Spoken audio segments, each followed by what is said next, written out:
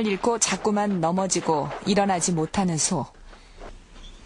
소가 미친 듯하다 하여 광우병이란 이름이 붙었다. 그 소들의 뇌 조직을 검사해 본 결과 마치 스펀지처럼 구멍이 숭숭 뚫려 있었다.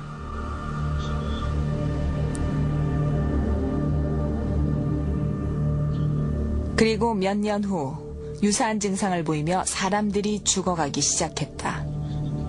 주로 20대 전후의 젊은이들이었다.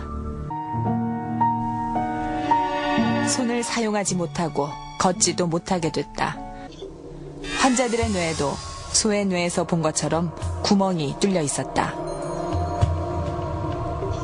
원인은 광우병에 감염된 쇠국이었다.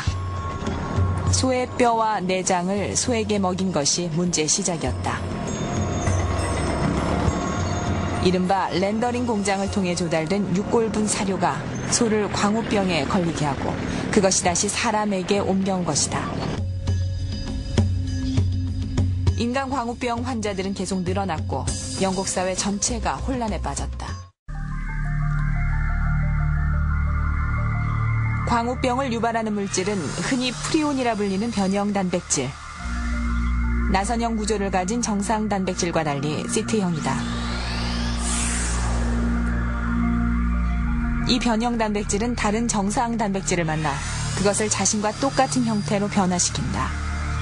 이런 과정이 연속되면서 신경세포가 소실되게 된다.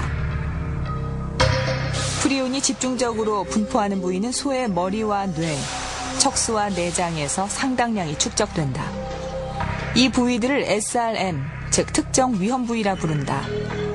프리온은 세균이나 바이러스와는 달리 웬만한 고온과 자외선으로도 파괴되지 않으며 종간 장벽을 넘어 다양한 동물들에게 전파되는 미스테리의 물질이다. 그것이 유발하는 인간 광우병 또한 잠복기가 10년 내지 20년 이상이며 감염 경로도 다양하다.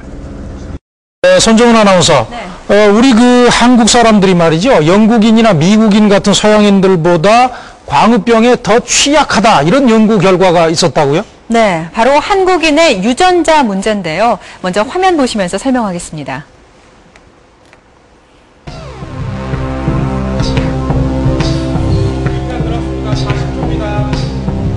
한국인 500여 명의 유전자 분석을 실시한 결과 유전적으로 광우병에 몹시 취약하다는 것을 알 수 있었습니다. T는 어떨까요? MN형을 가진 사람. 프리온 유전자 가운데 129번째 나타나는 유전자형은 총 3가지. 이 중 지금까지 인간 광우병이 발병한 사람 모두가 메티오닌 MM형이었습니다. 즉, 한국인이 광우병에 걸린 쇠고기를 섭취할 경우 인간 광우병이 발병할 확률이 약 94%가량 된다는 것입니다. 네, 그렇다면 미국인은 어떨까요? MM형을 가진 사람이 미국인의 약 50% 정도인 것으로 나타났습니다. 보시다시피 한국인이 영국인의 약 3배, 미국인의 약 2배 정도 광우병에 걸릴 가능성이 높다고 볼 수 있습니다. 네. 협상이 결정된 날짜를 좀 알 수 있을까요? 10일 그쪽에 공식 요청이 있어가지고 4월 10일이요? 예예. 또 4월 11일날 시작된 건가요? 예예. 문서상으로 요청이 온 날 바로 결정하셔가지고 다음날 시작된 거군요. 예예. 미 대사관이 협상을 공식 제의해온 날은 총선 다음 날이었던 4월 10일. 요구한 협상 개시일은 하루 뒤인 4월 11일이었다. 그러나 협상 대표의 얘기는 달랐다. 총선 전에 이미 협상 날짜가 합의돼 있었다는 것이다. 언제 그럼 4월 이제 11일부터 하자 이렇게 얘기가 나왔습니다. 그러니까 총선 직전이죠. 총선 직전에 했었고. 네. 미국의 입장에서 봤을 때는 이거는 미국이 제시를 하고 개최하는 것이기 때문에 미국이 중요한데 미국의 입장에서는 이 쇠고기 이슈가 그런 정치 상황에서 정치 이슈화 되게 되면은 이거는 될 것도 안 되겠다 이렇게 아마 판단을 한 것 같고 그래서 총선 직후에 개최를 하도록 제의를 해왔고 우리가 개최를 한 겁니다. 미국이 위험통제국 지휘를 받은 건 이미 1년 전. 당시 정부는 국제 기준을 인정하되 한미 간의 조건은 별개라는 입장이었다고 한다. 6개월 이상도 받아들이고 어쨌든 위험 부위도 받아들여라. 그런 요구를 당시에는 했었어요. 많이 했었죠. 줄기차게 주장을 했었죠. 요구했었고 우리는 그러한 것은 당신네들의 욕심이고 당신네들의 희망사항이지 그 판단은 우리가 하는 것이다. 우리가 그것을 받아들이지 않았죠. 않았는데 갑자기 이렇게 그냥 통째로 다 이렇게 읽고 나니까 저도 조금 당황스럽고.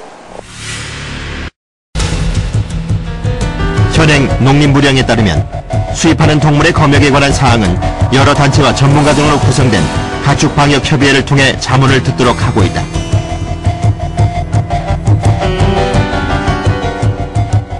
참여정부 시절 한미 쇠고기 협상을 담당했던 박홍수 전 농림부 장관은 이번 협상 과정에 문제를 제기했다.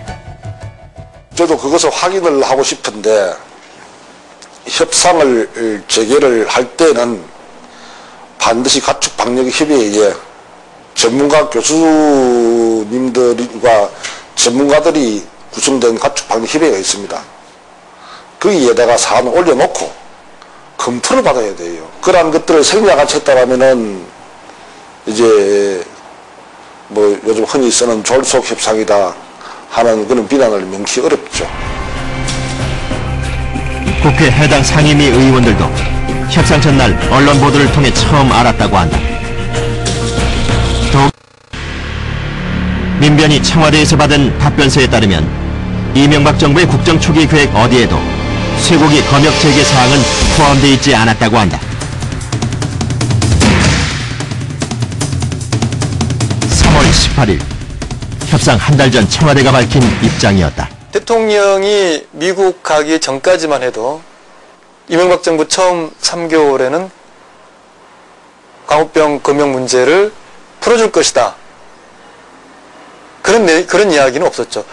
결국은 청와대가 우리에게 거짓말을 했든지 아니면은 갑작스럽게 대통령의 방미에 맞춰서 결정됐든지 둘 중에 하나겠죠.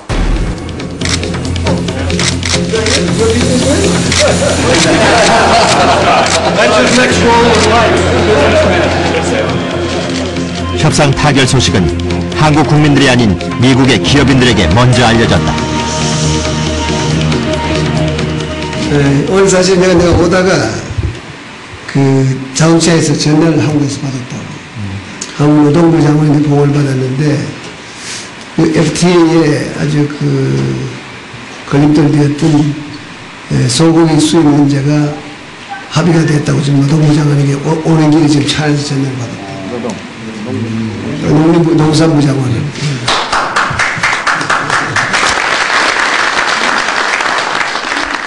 미국에선 박수가 터져나왔지만 한국에선 벼락치기 협상에 대한 비난의 목소리들이 터져나왔다. 한국 시장을 미국 쇠고기에 개방해 주신 데서 감사를 드립니다. 한국 소비자들에게도 좋은 소식이고 또 미국의 쇠고기 생산자들에게도 좋은 소식입니다. 오늘 저녁에 사실 만찬에 우리가 좋은 그 미국산 쇠고기로 만찬을 들었습니다. 한미 그 동맹 관계는 미국의 번영과 또 평화에 굉장히 중요한 것입니다. 감사합니다.